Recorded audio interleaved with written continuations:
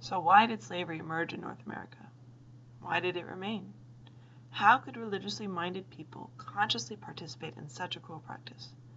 How did Africans and African Americans survive under such circumstances? It's actually the last question that I'm going to spend the most time on today.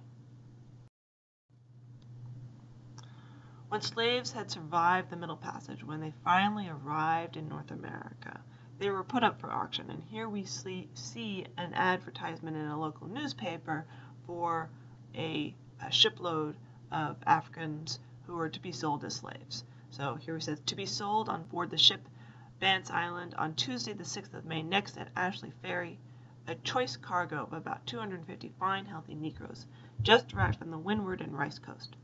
The utmost care has already been taken, and shall be continued to keep them free from the least danger of being infected with the smallpox, no boat having been on board and all other communication with people from Charlestown prevented. And it says down at the bottom, full 1/2 of the above Negroes have had the smallpox in their own country. They were very worried. These planters, the colonists, were very worried of diseases, and they were worried that any new people from Africa or Europe even would bring diseases with them. And so the planters made sure that any slaves that they sold looked healthy, looked like they weren't sick at the moment, and that they had had smallpox already. Right? So having had some evidence of having smallpox was actually a mark in their favor, because if they had had smallpox before, that they were unlikely to get it again. So when the slavers, the people who sold the slaves, put the slaves up on auction, they made sure that the Africans were clean, that they were shaven, they oiled them up to make them look better. If they had a disease such as the bloody flux, which is a bloody diarrhea, the slavers would stop up the anus with a plug of oakum leaves, so the disease would be less obvious. And then they would sell young men first, then the women, and then the children.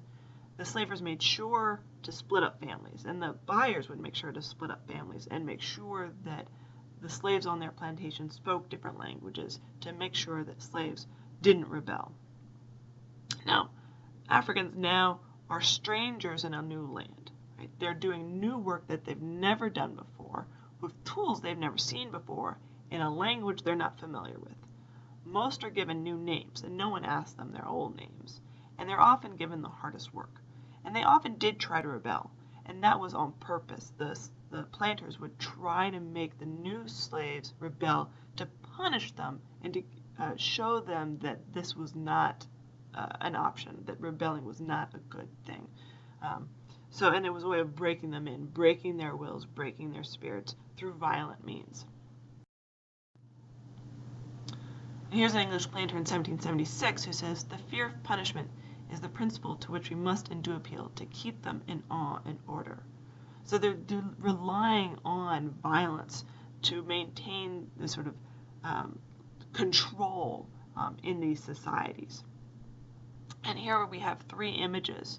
The one on the left is a photograph taken after the Civil War of a man who was freed, and on his back those marks are the marks from being whipped.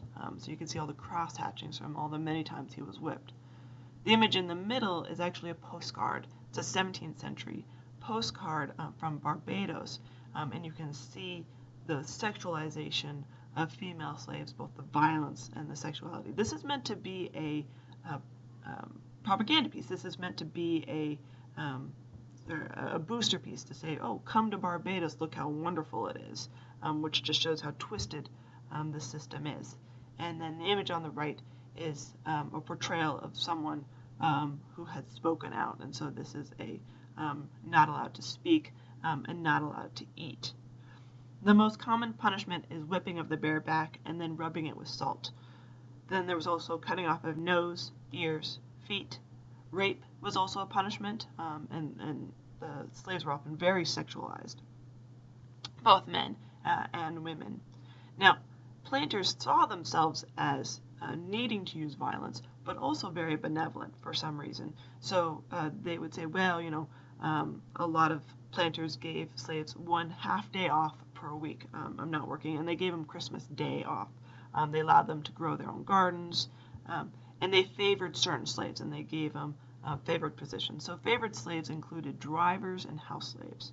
Drivers are larger men to help sort of manage and keep other slaves in line. House slaves were those slaves that worked inside the planter's house, and they were often the planter's own children. So the product of such rape, these children were often lighter in color, and they often suffered physically for being closer to the planter. Other slaves may not have trusted them as much because they lived in the big house. And so the lighter colored slaves, the house slaves, would lose out on a slave community, but they would have less physically harsh work. Slaves, either in the house or in the field, would have a bare minimum of care. They lived in windowless huts that they shared. They had no medical care, very little food, little or no clothing, very little furniture. And again, these planters sort of praise themselves for their benevolence, how good they are, how much better slaves were than in laborers in England, except you'd be very hard-pressed to find a laborer in England who wanted to switch places with a slave. Now, there are some big rebellions. The biggest is in Jamaica in 1760, in which slaves rose up and killed 900 whites. In the aftermath, the colonists actually burned 400 slaves at the stake in punishment. Mostly planters fear uprisings, and there's actually very little evidence that they actually took place. So the fear is much larger than the actuality that they happened. There's a lot more evidence for what we call personal rebellion, and that's slaves pretending to be sick so they wouldn't have to work, running away, even running away for a few days just to get a break, and then coming back and accepting their punishment, poisoning planters' food, breaking tools on purpose. And this is more common, these personal rebellions are more common when American-born slaves outnumber African slaves, when American-born slaves have sort of learned the system, and they take advantage of the planters' prejudice against them as lazy, stupid, and dishonest. And it sort of becomes a battle of wills where the slaves gain some measure of control over their own lives. You know, no one's going to force them to do work. They have these options with consequences, but they sort of take control of that and they don't bind the system as much. Here's a quote from Benjamin Franklin, and he says, "Perhaps you imagine the Negroes to be a mild-mannered, untractable kind of people.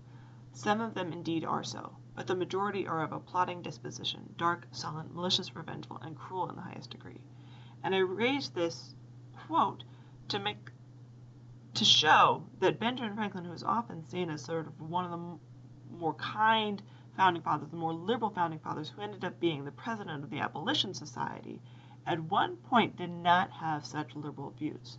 That the views between the whites and Africans and African Americans were such that they could not see each other without this racist lens. That it was so entrenched in society,